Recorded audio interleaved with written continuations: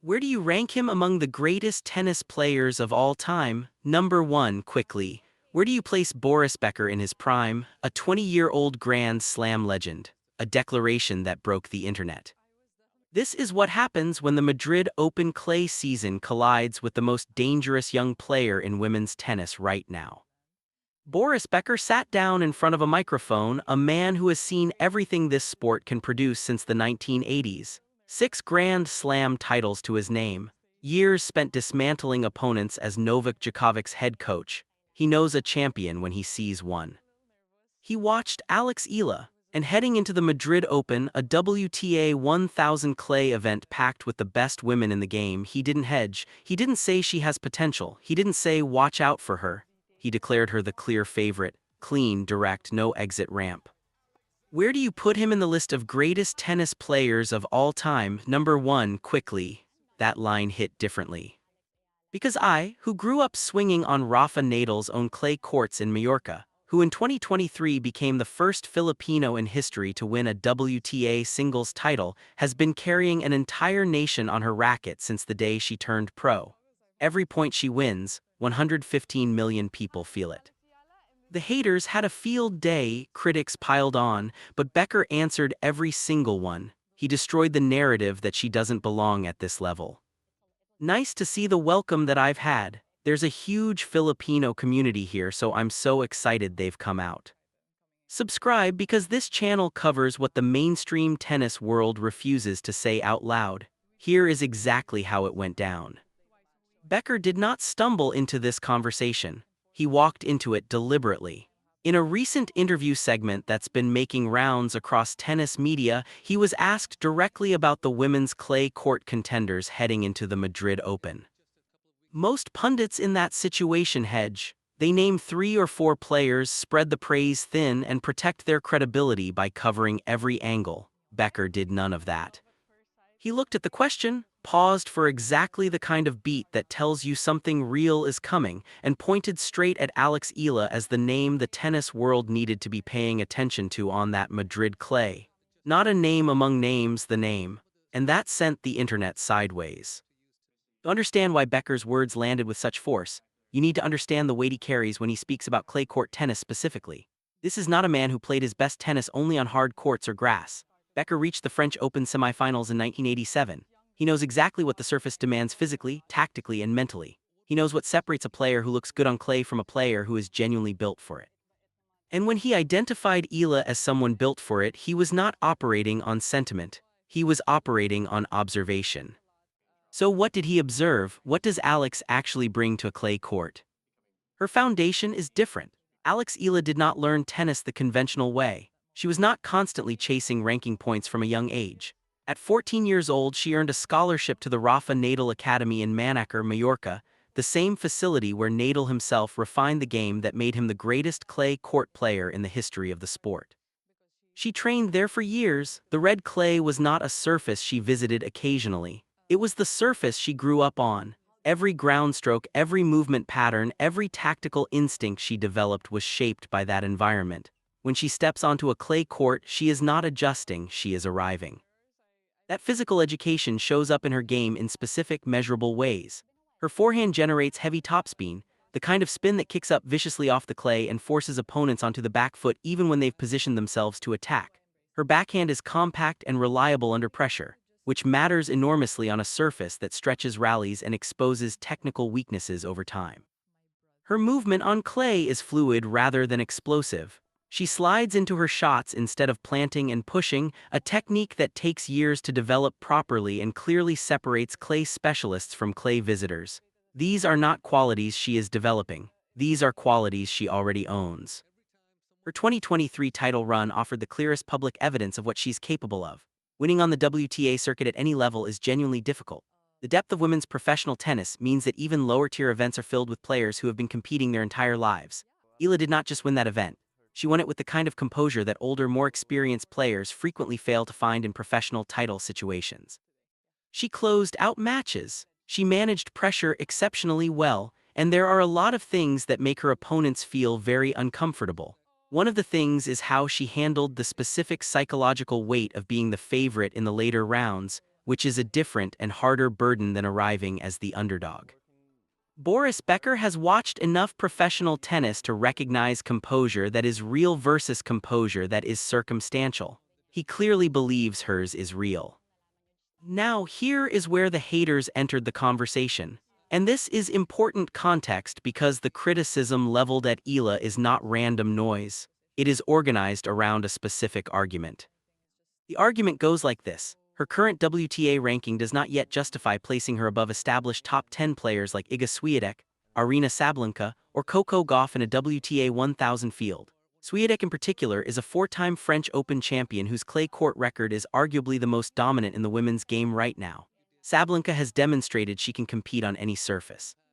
The suggestion that Eala, still climbing the rankings and still accumulating WTA Tour-level results, should be considered the clear favorite over players with that pedigree is, to her critics, not just wrong but irresponsible. That is the argument, and on the surface it sounds reasonable. Becker dismantled it from the foundation up.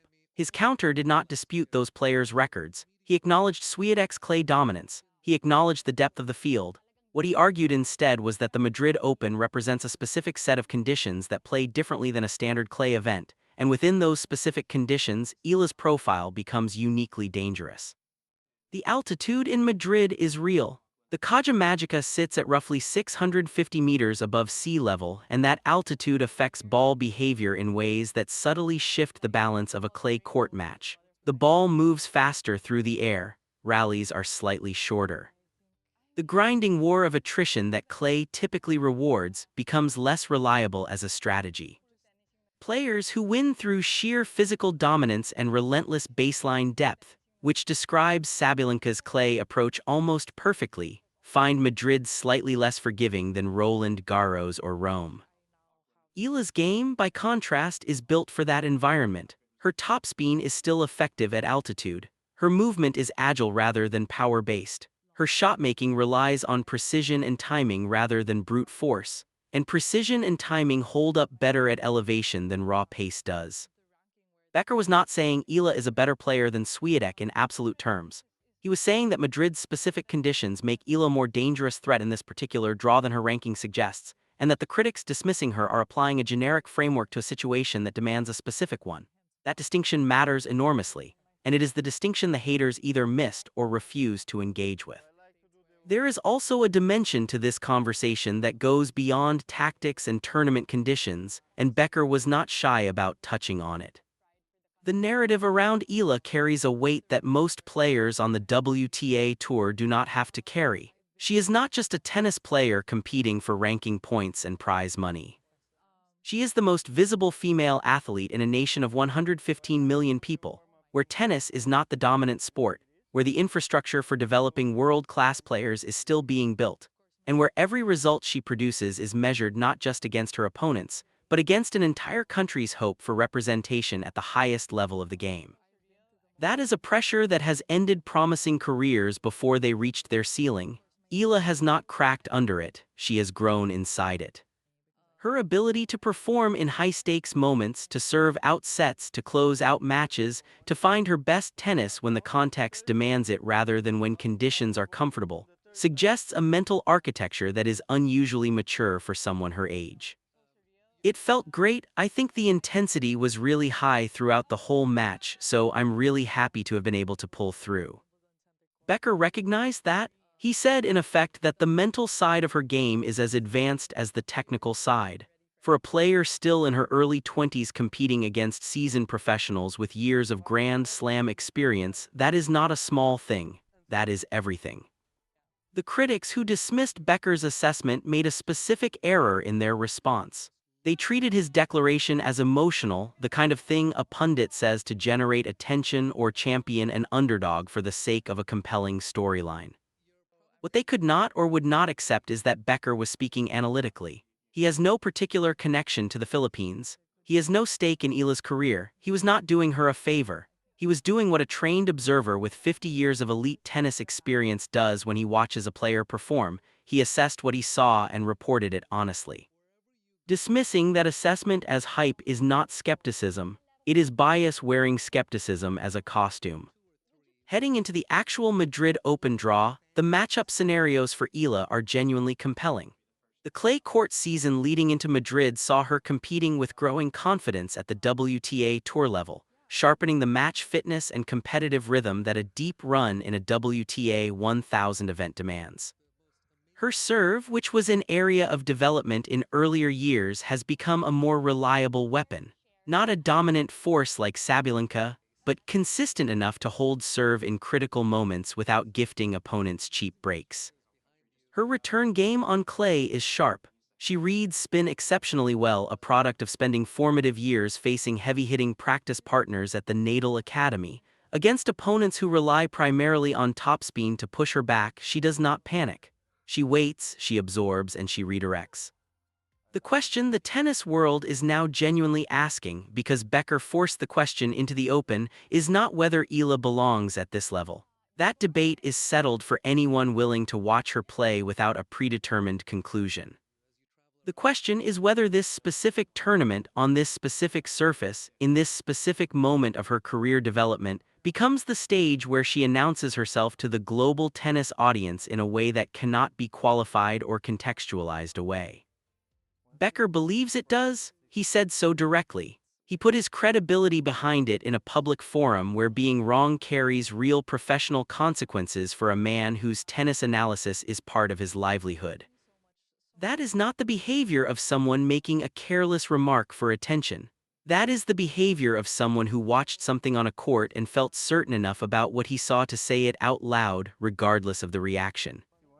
The haters are loud. They always are when someone outside the accepted hierarchy gets elevated into a conversation that the hierarchy wants to keep closed. The pattern is familiar. A young player from a non-traditional tennis nation starts competing at the highest level. A credible voice in the sport endorses their potential publicly, and the response from the establishment-minded corners of the tennis commentariat is to question the endorser's judgment rather than engage with the evidence the endorser is actually pointing at. Becker did not back down. He has seen this pattern play out in other sports, in other eras, with other players who eventually proved their doubters catastrophically wrong. His willingness to hold the position under pressure is itself a signal. It suggests he has seen something in Eala that he is confident enough in to defend publicly, not because defending it costs him nothing, but because what he observed on court is clearer to him than the noise surrounding it. Eala is 20 years old. She has already done something no Filipino tennis player had done before her. She has trained at one of the most demanding academies in world tennis and emerged from it with a game that is technically sophisticated, tactically intelligent, and mentally resilient. She is walking into the Madrid Open on the surface she knows best, in a tournament whose conditions suit her profile.